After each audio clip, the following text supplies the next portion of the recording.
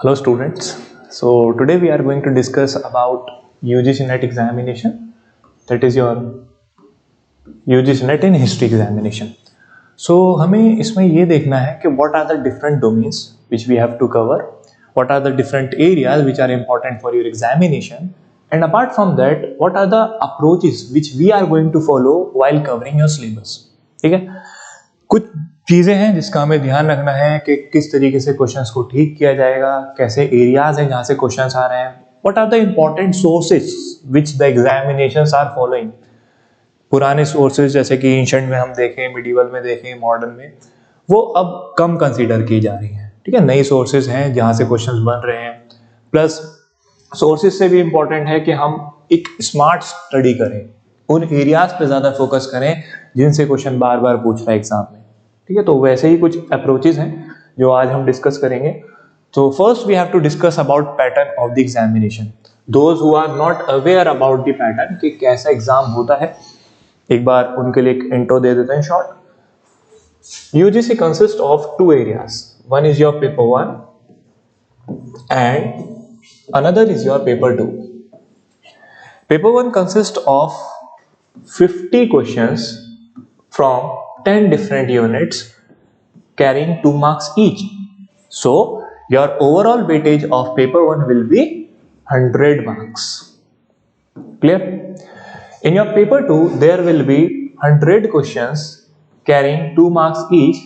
So there will be a weightage of 200 marks. So overall there will be a weightage of कितना हुआ? 300 marks. So you have to score among these 300 marks in order to qualify your examination. बहुत सारे exam में अगर हम देखते हैं जैसे कि सिविल सर्विस हो गया या फिर और भी गवर्नमेंट के कॉम्पिटिटिव एग्जाम एंट्रेंसेस हो गए जहाँ पर नेगेटिव मार्किंग अप्लाई होता है. सो यूजीसी नेट में अभी तक there is no negative marking. ठीक है, इस चीज़ का हमें ध्यान रखना है while we are appearing in the examination and while we are you can से जब एग्जाम हॉल में हम बैठे हैं, है ना, कई बार स्टूडेंट्स इसी में लेकर कंफ्यूजन रहता है कि नेगेटिव मार्किंग है या नहीं है, तो फियर में क्या करते हैं, क्वेश्चन को स्किप कर देते हैं. सो स्किप नहीं करना है, बिकॉज अनलेस एंड अनटिल वहाँ अटेम्प्ट नहीं करेंगे आप, तो आप किस तरीके से खुद को एनालाइज कर सकते हैं कि भाई मैं कौन से एरियाज में सही कर रहा हूँ या कौन से एरियाज में सही नहीं कर रहा हूँ. उसके लिए ज़रूरी है कि हम सारे क्वेश्चंस को अटेम्प्ट करें. Yes. Then what are the important topics which we have to consider while we are preparing for UGC NET examination? So there will be 3 areas consist of your ancient, medieval and modern India. 3 areas हैं जहां से question आता है. ठीक, world history के questions अब exam में नहीं पूछता है. ठीक है, कई सारे एग्जाम्स में जैसे आपने खुद भी मास्टर्स किया होगा अलग अलग यूनिवर्सिटीज में, you may find that some portion from world history, for an example French revolution, American revolution, Russian revolution और एनलाइटनमेंट, रेनेसांस एक्सेट्रा, वो आपने पढ़ा होगा. ठीक है, so in this examination, that is in UGC NET examination, there will be no question from the world history area. ठीक है, इस चीज का हमको ध्यान रखना है while we are preparing. So एक एरिया है जो बेसिकली नहीं पूछा जा रहा है. Now we are also going to discuss about different topics. So there is a list of topics. Broadly यहाँ पर मैंने क्या किया है, different theme दी हैं जहाँ से क्वेश्चन पूछ रहा है. मतलब these are a kind of this is a kind of a syllabus but not in a elaborative form. ठीक है, एक brief intro है कि भाई ये areas हैं जहाँ से क्वेश्चन आ रहा है. ठीक है, बाकी जब पढ़ाएंगे हम क्लास में, so I will cover each and every topic in detail. जो भी प्रिस्क्राइब्ड है यूजीसी नेट की तरफ से, यूजीसी की तरफ से मींस यूनिवर्सिटी ग्रांट कमीशन की तरफ से सिलेबस आपका. ठीक है, वो सब कवर किया जाएगा. मगर यहाँ पर हमें बस ये समझना है कि broadly what are the different themes. First area अगर आप देखोगे, first unit, it consist of means starts from stone age. It will cover your areas of Indus valley civilisation and so on. And यहाँ पर हमें 6th century BC तक पूरा cover करना है, means related to your topics, that is Buddhism as well as Jainism. Cultural evolution जितना भी हुआ, इसके अलावा पॉलिटिकल डेवलपमेंट जितना भी हुआ, क्या पॉलिटी थी उस टाइम पर, कैसी सोसाइटी थी, all the things we are going to cover in detail. The area also consist of the era और you can say the age of Vedic period, both, that is later Vedic age well well as वैदिक. दोनों ही पढ़ना है हमें, है ना, कौन कौन से एरिया से कहाँ से क्वेश्चन फॉर्म होंगे। In your second unit there will be a question from rise of Magadha. Rise of Magadha means यहाँ पर हम किसे कंसीडर कर रहे हैं? As we all know that it is mention in Buddhist text Anguttara Nikaya. Anguttara Nikaya, the question was previously asked कि कौन सा टेक्स्ट है जहां पर हमें 16 महाजनपदास के बारे में मेंशन मिलता है, और there is a mention of 16 Mahajanapadas. So you have to consider, you have to remember basically that in Anguttara Nikaya it is mentioned that there were 16 Mahajanpadas which were continuously in conflict with each other in order to get the supremacy, है ना, हर कोई चाहता था कि भाई हम emerge करें। So ये है, इसके बारे में अंगुत्तर निकाया में ही बताया गया है कि there were 16 Mahajanpadas out of which Magad emerged as one of the important or the most powerful kingdom। Chandragupta Maurya, Ashoka, इन सब रूलर्स के बारे में जो भी हम पढ़ेंगे वो इसी डायनेस्टी, इसी एम्पायर से बिलोंग करते हैं। There were different dynasty, for example Haryanka is there, Shishunaga is there, then your Nanda is there, then Maurya is there. So इसमें भी हमें बहुत सारे एलिमेंट देखने जहां से क्वेश्चन आ रहे हैं। अभी रिसेंट जो एग्जामिनेशन कंडक्ट हुआ उसमें most of the questions were directly और indirectly related to your Mauryan empire. Ashoka के इंस्क्रिप्शन, उसके पिलर्स एडिक्ट्स, उसके contribution in Buddhist development, for example, is Dhamma. So it was his cultural development and a cultural contribution basically. So all the things we are going to cover. Next, in the third unit, as you can see, the question will come directly or indirectly from these early medieval region. For example, यहाँ पर हमें focus करना होगा more on South India. The regional empires of South India, for an example, Cholas, Cheras, Pandyas, ठीक है, इनके बारे में हमें डिस्कस करना है। नेक्स्ट यूनिट 4 एंड 5 जो है वो आपका दिल्ली सल्तनत एंड मुगल्स है, मतलब मिडिवल पीरियड है। As you all know the Delhi Sultanate start from 1206 and it lasted up to 1707, sorry it lasted up to 1526, and the Mughal started from 1526 and lasted up to 1707। यहाँ पर मैंने 1707 क्यों लिखा है? Because in 1707 the last important Mughal ruler that is Aurangzeb died, और उसके बाद का जो पीरियड रहा है till 1858 we are going to discuss in the form of later Mughals। यहाँ पर जो मुगल्स रूलर थे उनकी अपने आप में भी सिग्निफिकेंस कम है और एग्जामिनेशन में भी क्वेश्चन कम पूछता है उस एरिया से, ठीक है। तो अर्ली मुगल्स जो है starting from your Babur, then Humayun, then Akbar, then Jahangir, then Shahjahan, then Aurangzeb are most important और the most concerned area of the examination.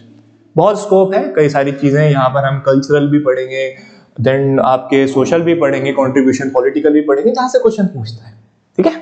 Next, yes, under unit 7 we have to consider about the society of medieval India।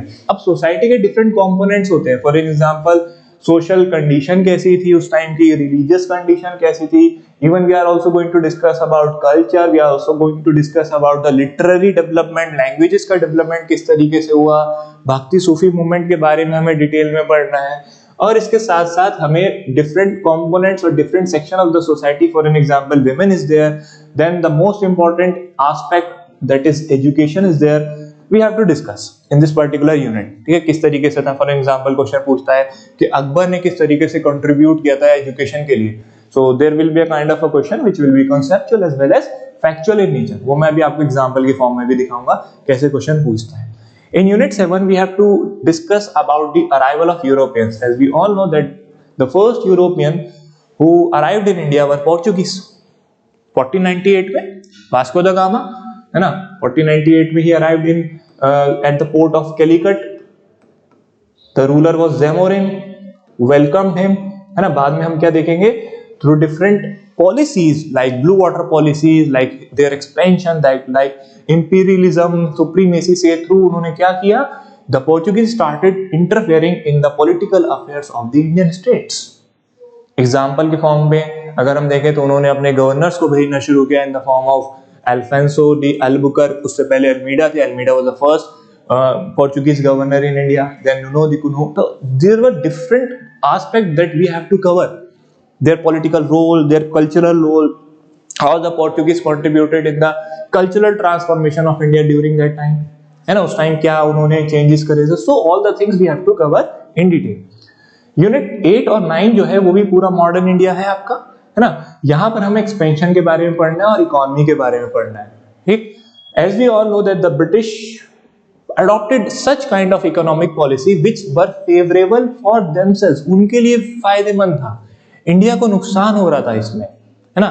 We had faced a lot of difficulty, economic crisis. Why? Because our economy was based on agriculture as well as handicrafts. और British started the policy of, क्या करते थे अगर simple words में हम समझें कि they started their export of the raw material from India to their mother country and they imported the finished goods, that is machine goods, in India. उसका price अगर आप कंपेयर करोगे तो हैंडीक्राफ्ट इंडस्ट्री से अगर हम मशीन गुड को compare करें तो यू विल फाइंड दैट हाँ कॉस्ट जो होता है उससे कम होता है, ठीक। तो इससे क्या हुआ, इंडिया की जितनी भी इकोनॉमी थी उसने बहुत सफर किया। जितने भी हमारे स्किल्ड हैंडीक्राफ्ट थे, हैंडीक्राफ्ट पर्सन थे, स्किल्ड लेबरर्स थे, उनके पास कोई ऑप्शन नहीं बचा and they migrated towards agriculture. इससे क्या हुआ, इससे प्रेशर भी क्रिएट हुआ लैंड्स पे, है ना। जो भी एग्रीकल्चर लैंड्स थे मान लीजिए उसमें फ्रेगमेंटेशंस होने लगे, क्योंकि और जो उसके हिस्सेदार थे उनके जो you can say the family member they also now they had no options, और उनको क्या होने लगा, एग्रीकल्चर पे उनकी डिपेंडेंसी भी इंक्रीज हुई।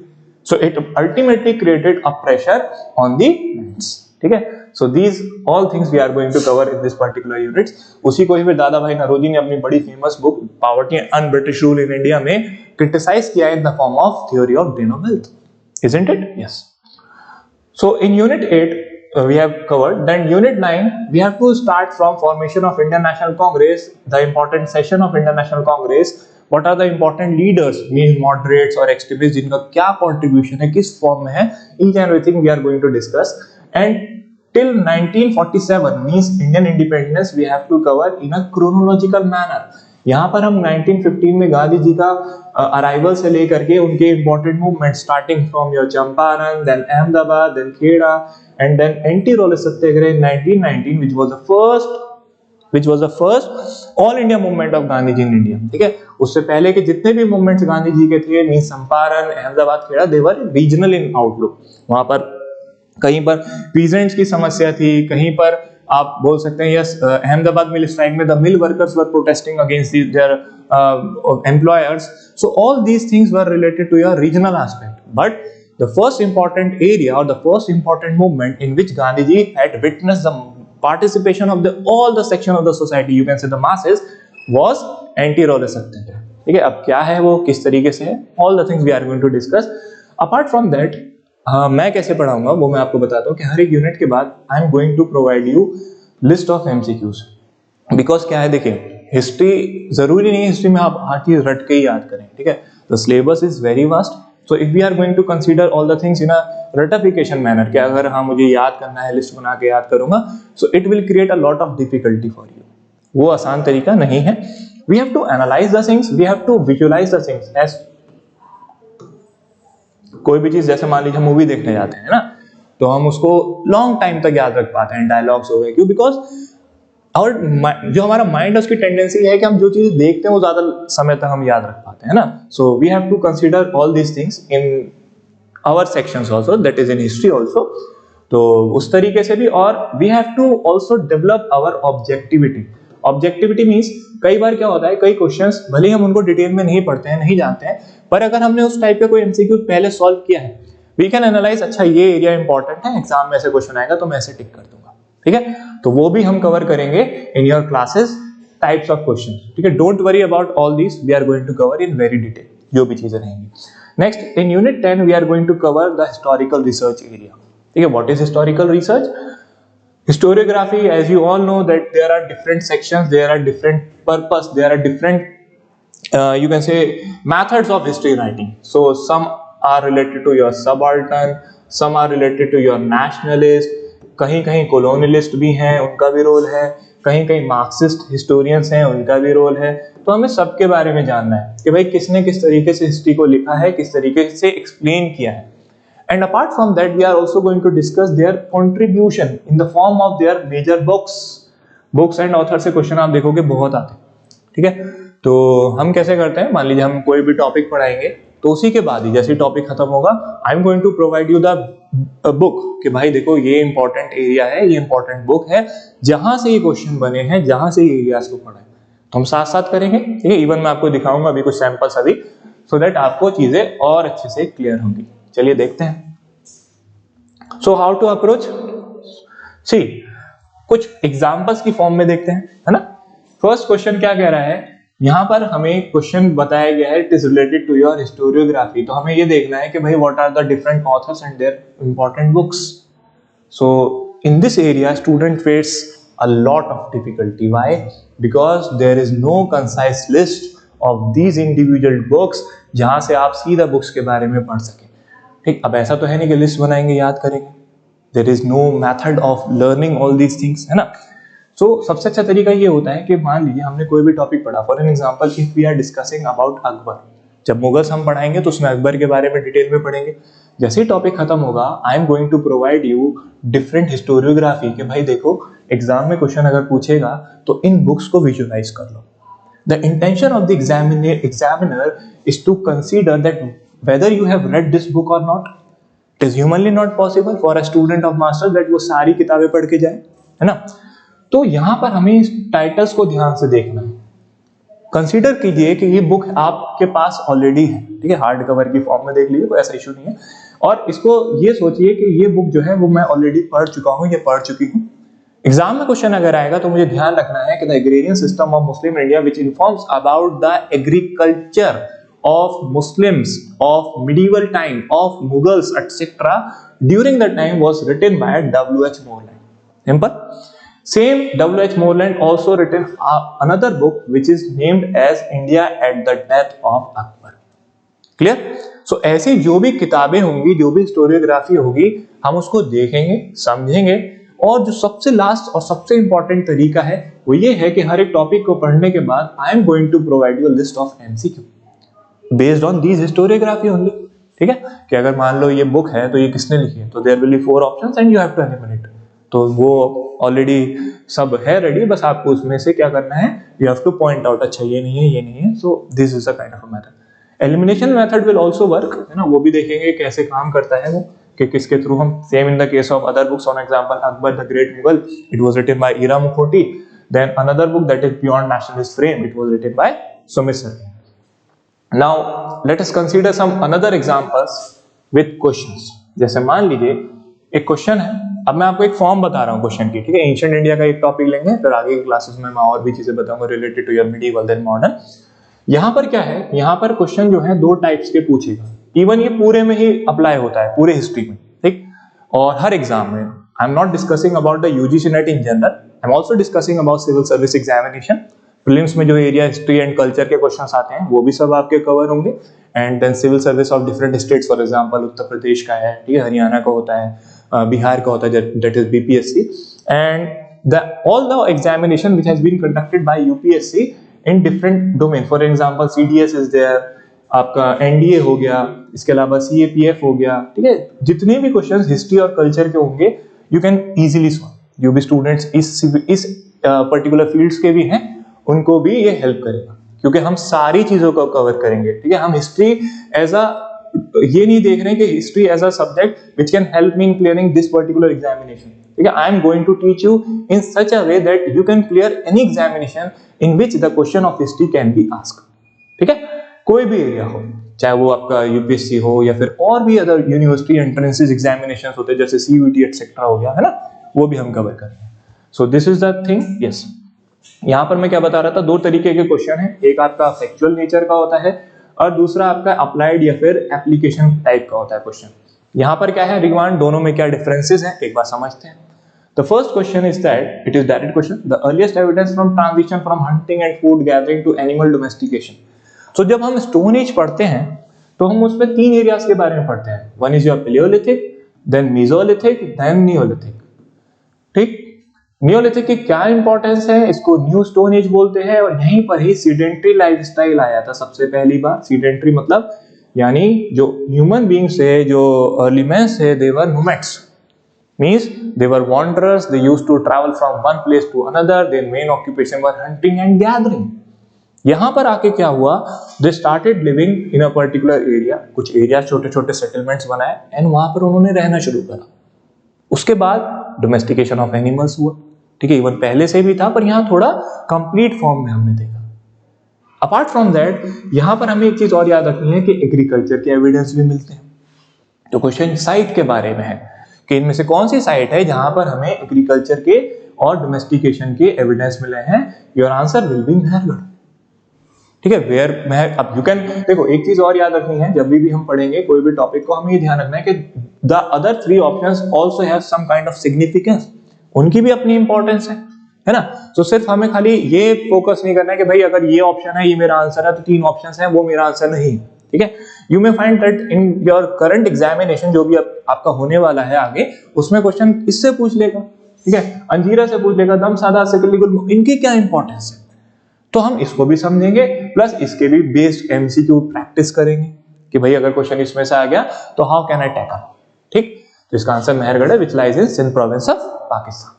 The next question is related to your conceptual area. Conceptual नहीं है तो बेसिकली फैक्ट्स ही, मगर यहाँ पर आप अपनी स्मार्ट वर्क से क्वेश्चन को ठीक कर सकते हैं while applying your knowledge and pre acquired knowledge, you can say. यहाँ पर क्या कह रहा है, the Indica Megasthenes is lost but it survives in fragments in the writing of which Greco Roman authors. देखो क्या है, Indica was written by Megasthenes, ठीक है, who arrived in India as an ambassador in the time या during the reign of Chandragupta Maurya, Chandragupta Maurya के time पर आए थे। अनफॉर्चुनेटली जो ओरिजिनल इंडिका है वो हमारे पास नहीं है, ठीक है, इट हैज बीन लॉस्ट, हो चुकी है। काफी सारे ऑथर्स ने बाद में उसको दोबारा उसके फ्रेगमेंट से या फिर उसके you can say the references से दोबारा बुक को लिखा है।